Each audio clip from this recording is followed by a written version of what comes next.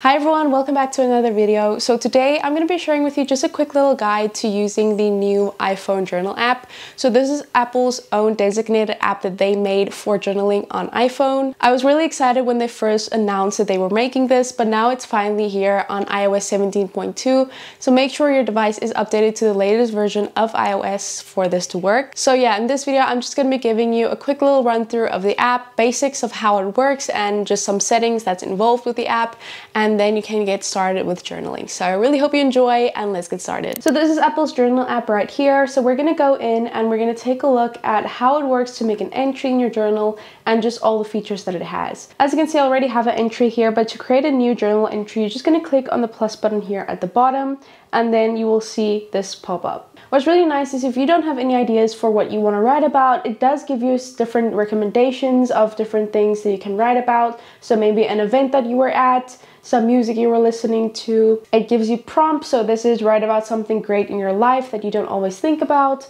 So it gives you so many suggestions of things that you can do. And I just think this is a really nice feature because not everybody is always so open to know what to write about. So that is in the recommended section. Then you can go to recents here and you can go ahead and just see all the recent things that happened and where you were in that week. So I'm just going to click on new entry here at the top to just create a blank page. And then once you're here, you can go ahead and start writing. You can give it a title. It automatically gives you the date here at the top. And then when we go to these three dots here at the top, you can also click here entry date. You can just choose that, or for the date you can set a custom date. So maybe you're writing something that happened maybe like a week ago.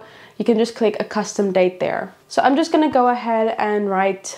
And now I just want to show you some things that we have here at the bottom, things you can include. So first option we have here is this little magic wand tool. So when you tap on that, it's gonna again bring up that recommended section where you can choose something from this table here. So for instance, if I choose one of these prompts that they give me, so if I click on this one here, it's going to go ahead and show that here at the top, and I can write about that. You can also go here to the photos album and insert just any photos that you want to add into your little entry here. So for instance, my entry is about my week, and I can add any photos or things that really emphasize that.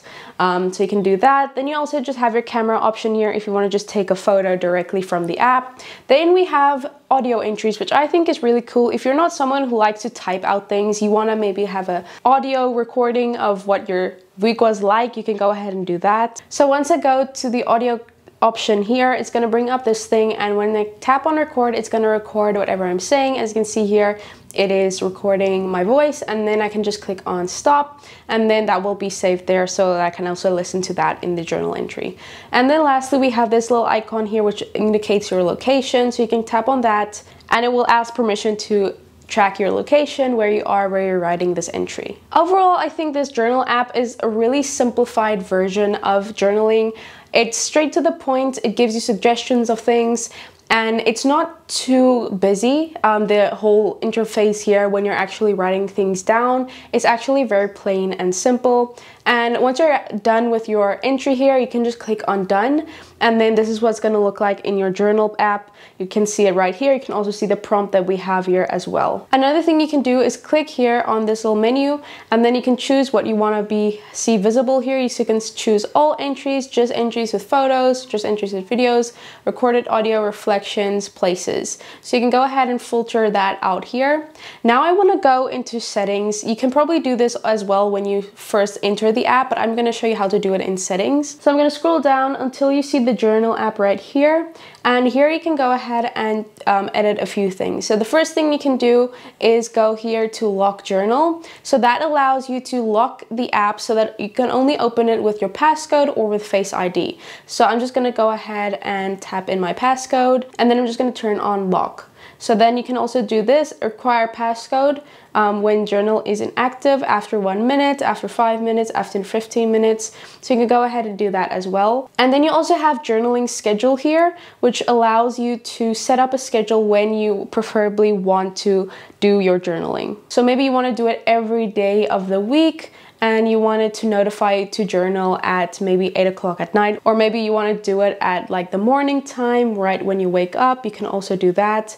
And then you can just set a schedule for whenever you want to journal. So those are just some helpful settings that you can turn on. So now when I go into my journal app, it's going to want to use Face ID to unlock the app. So that's just really nice if you want some privacy, you're not scared someone's going to go into your journal, you can just go ahead and turn that on. I also just want to show you, maybe I want to use this little moment that we had here for my niece's little recital that she had. If I want to go there, it's going to bring this up, so you can choose what you want to include. So I want to include this photo. Do I want to include the location? I'm just going to turn that off. Then I'm just going to include some videos here of that event, and then I can go ahead and click on start writing, and now those are all included and I can start writing about my visit. I can also change this title here if I want to. So now that is what it's going to look like. I also want to show you something that's probably not unique to this app specifically, but if you want to maybe make this look like the title, but it just looks like all the irregular text now, what you can do also is just select that text, go to format, and then choose bold, and then that is going to look more like a title now in between other text. So that is the basics of the journal app. It's actually a very minimal journaling app, which I prefer. I think if an app gets too many things to it, it can be sometimes just overwhelming and just confusing to use. So that is Apple's journal app, really fun app to just try out if you're looking to get into journaling. So that was my little guide to using the journal app on iPhone. I really hope you enjoyed it, and let me know in the comments if this is something that you're actually going to be using, if you actually like this app or not. Let me know in the comments down below. I'd love to hear your thoughts. Thanks so much for watching. I really appreciate you, and I will see you in my next video. Bye.